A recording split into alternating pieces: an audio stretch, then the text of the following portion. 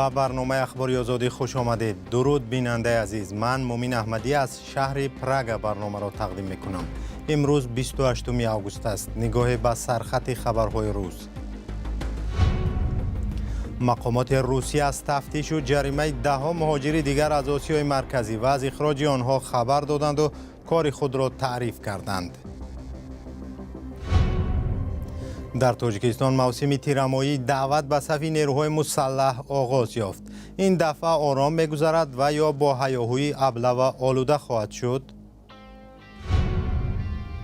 در اوکراین هم زندانیان را به جنگ میبرند با قرارداد و به این شرط که جنایت سخت نکرده باشند. آنها دلگرمی بیشتر دارند چون میدانند که با کیها به کجا بروند و چی بکنند.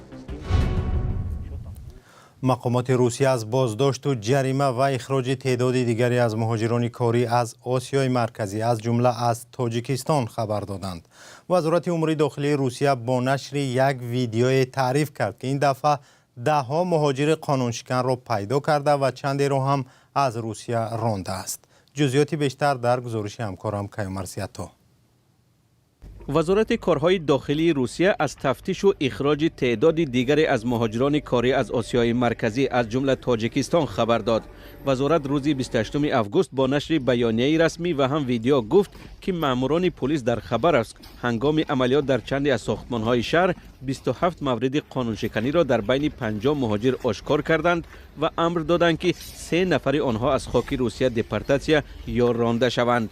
معلوم نیست که چند نفر آنها از تاجیکستان هستند. در ویدیویی که وزارت امور داخلی روسیه نشر کرد دیده می شود که چگونه ماموران پلیس 10 مهاجر را قطار کردند و نوار می گیرند. همزمان سندهای آنها را تفتیش می کنند و گروه را هم به اتوبوس سوار می کنند. در بیانیه رسمی وزارت کارهای داخلی روسیه آمده است که 27 مهاجر قانون و قاعده های کار و اقامت را رعایت نکردند و برای این کارشان جریمه بسته می شوند. در روسیه اگرچه وضع مهاجران در گذشته هم چندان خوب نبود، پس از حمله مرگبار تروریستی به تالار کنسرتی کراکوس در ماه مارس بدتر شد. رسانه‌های روسیه پیوسته از تفتیش و بازداشت مهاجران کاری گزارش می‌دهند. عین زمان مهاجران میگویند اگر تمام سندها را داشته باشند نیز آنها را آزار و اذیت و یا از روسیه اخراج می‌کنند. به گفته حامیان حقوق، مقامات انتظامی روسیه از این راه می‌خواهند نشان بدهند که برای پیشگیری از قانونشکنی کار می‌کنند. به گفته مقامات روسیه تنها در 6 ماه گذشته از این کشور بیشتر از 17,000 شهروند تاجیکستان را اخراج کردند.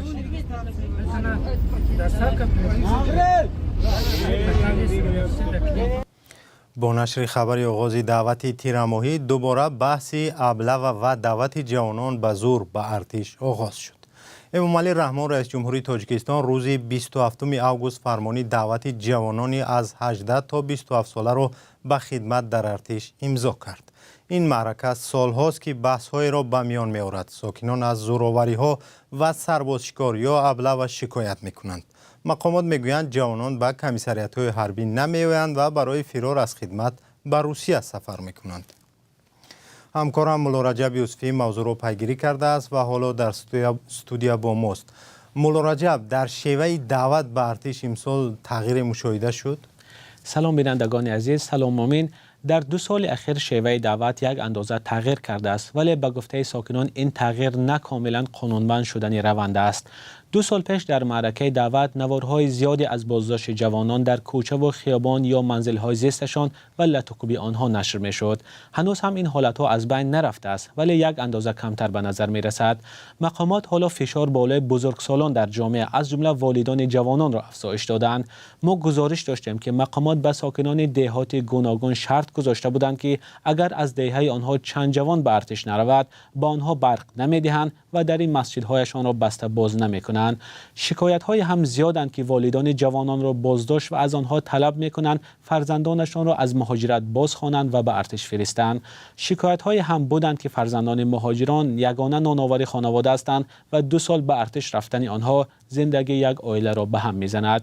خدمت حربی برای جوانان حتمی است، ولی ساکنان می‌گویند این وظیفه بیشتر در دوش فرزندان مردم کمبغل است.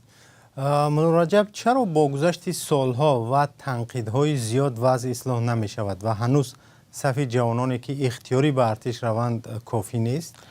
پس از تغییر قانون که به خدمت در ارتش جوانان را در ساختارهای قدرتی و نظامی و عدلیه به کار نمیگیرند، یک اندازه به گفته مقامات صف اختیاریان بیشتر شده است.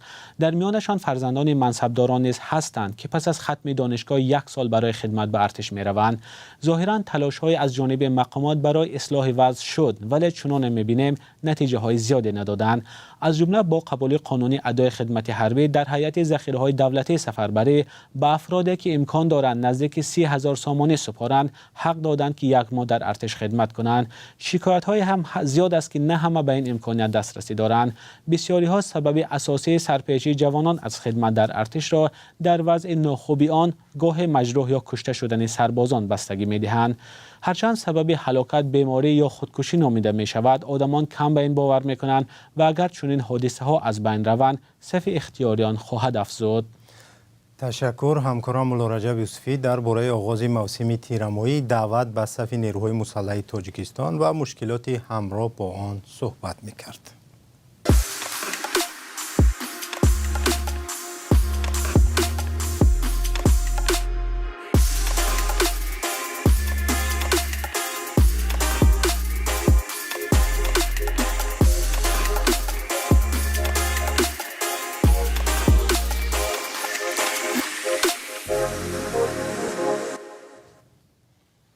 بیننده گرامی، در این فرصتی برنامه پارچه از یک فیلم رادیو آزادی درباره کارخانه‌های چینی در تاجیکستان را می‌بینیم که چگونه رودخانه و محیط زیستی مردم زیادی را آلوده می‌کنند.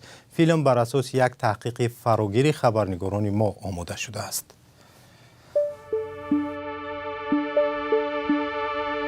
همین سنود خیتویا، او سندم خیتویا، او سدام خیتویا، او سندم خیتویا. مقصد زمین رو به حد گرفته است. بیشتر سالو مهم لحظه حاضر ممکن نداره. یک تنیمزه اگر نیستش همین به قد دایرو کشالو کرده اوور همون ماهی که همین طرفی بالا بود هم میشه تازه کرده بود. زهر گفتم که همه زهری که ترکیش میکنی همه دامه سنگ نیست. همین مقدار سوختگی که هست همون زهر رو کشیده همین خیلی گرفته بود. پیش ناز بود. آد شفتاله من نیست. میشد زردک میزنه ریخت. بودرینگ اتونم خوردنی بر گل میکنه همه خیلی ناز افزایش کنه میره بعد زرد میگرده. اکولوژیکال نزدیک باید نمیشه بو میکنه خمیکته. بعد کارگرای امنیت آمدن 4 ماشین خورد، 1 ماشین کلان ما را چون گاو و گساله کشاله کنان از زمین براشت بدون ماشین تیل داده با مقامات امنیت بردند، عذاب سکنجه دادند، چنان دستایم سیب سیاه گشت. بیننده ارجمند، فیلمی طلا میگیرند زهر میمانند به زودی در وبسایت azadi.org، کانال آزادی ویدیو در یوتیوب و صفحه های ما در اینستاگرام و فیسبوک نشر می شود. برنامه را با گزارشی از اوکراین ادامه می‌دهیم. در اوکراین قانونی سفربری به جنگ که چند وقت پیش قبول شد به محبوسان امکان می‌دهد که در جنگ به ضد روسیه شرکت کنند. وزارت عدلیه گفت که از ماه می تاکنون بیش از 6,000 درخواست از زندانی‌ها وارد شده است و از آنها تخمیناً 4,000 نفرشان را به صف نیروهای مسلح قبول کردند. گزارشی صدای آمریکا را همکارم خیرامان بقازاده تقدیم می‌کند. Андрей Дэвис 27 سال دارد و این حبس دوم او است. برای دزدی بازداشت و به 5.5 سال زندان محکوم شدم. جنایت صادر کرده ای دیویس سبک شمرده می شود و به همین خاطر او در محبس عمومی ادای جزا می کند که تالار مشق هم دارد. دیویس می گوید بهتر است به ارتش رود. این امکانیت خوب است که همه را از نو سر کنم. سرباز شرطنامه‌ای می شوم و خویش و دوستانم هم بعد می گویند که پسر یا برادرشان کشور را دفاع کرده است. این چیز دلگرم کننده است.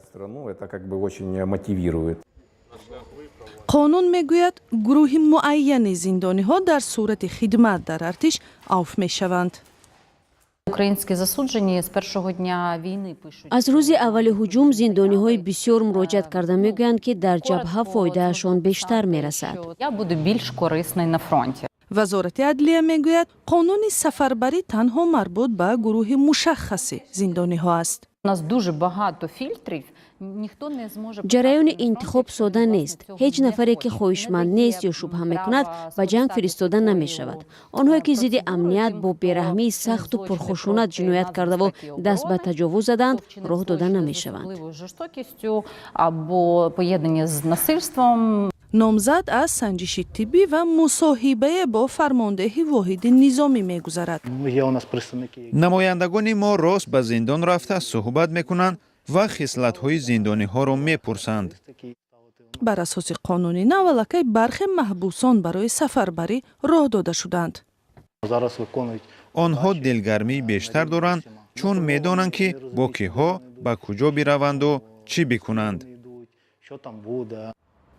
маҳбусони сафарбаршуда бояд инчунин ба баъзе маҳдудиятҳо омода бошанд. қонун моҳлати қарордодро маҳдуд кардааст. он аз моҳлати қонуни ҷанг кӯтоҳтар будан наметавонад. рухсатии нақшавӣ бекор карда мешавад. вайрон кардани ин қарордод аз 5 то 10 соли ҳабсро пешбинӣ мекунад. бар асоси қонун маоши зиндониҳои собиқ баробар бо ҳуқуқи сарбозони дигар мешавад.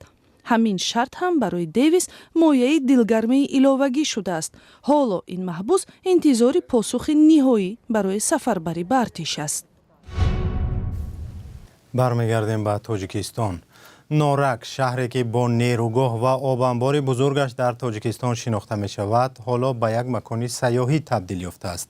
шаҳр дар 60 километрии пойтахт ҷойгир аст ва ҳазорон нафар барои шиноварӣ дар гармои тобистон ба он ҷо мераванд.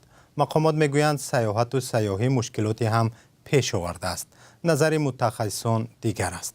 ҳамкорам маҳмудҷон раҳматзода ба ин шаҳр рафта буд.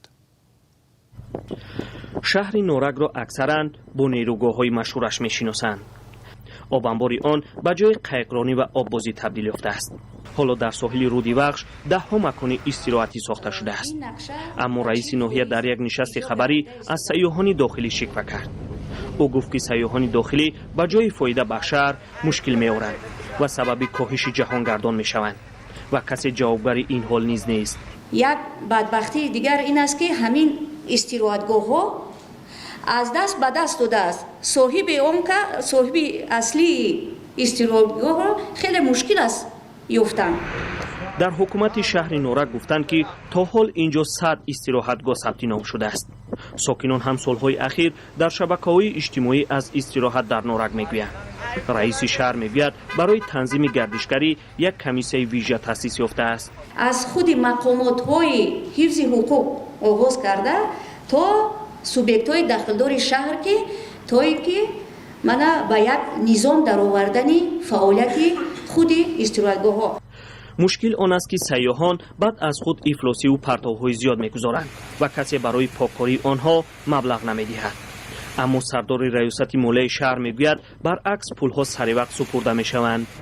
айни ҳол зиёда аз 100 истироҳатгоҳе ки дар лаби дарё ҳаст ба пуррагӣ аз таъмир бароварда шуда ва ҳам андозу ҳам хизматрасониҳои камбағиро саривақт месупоранд.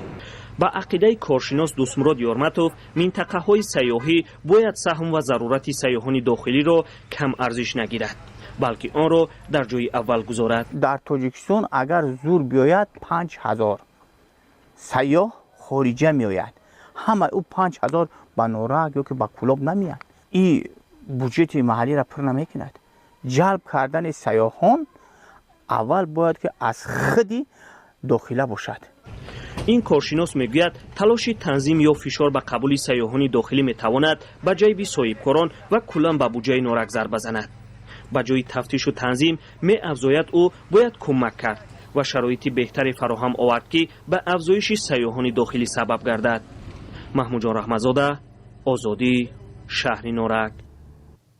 барномаи ахбори озодӣ ба поён расид ва инҷо шумо хабарҳоро аз вебсайти озодӣ.орг ва саҳифаҳои радиои озодӣ дар фейсбук, инстаграм, шабакаи X, телеграм ва тиктоку ютуб пайдо кунед.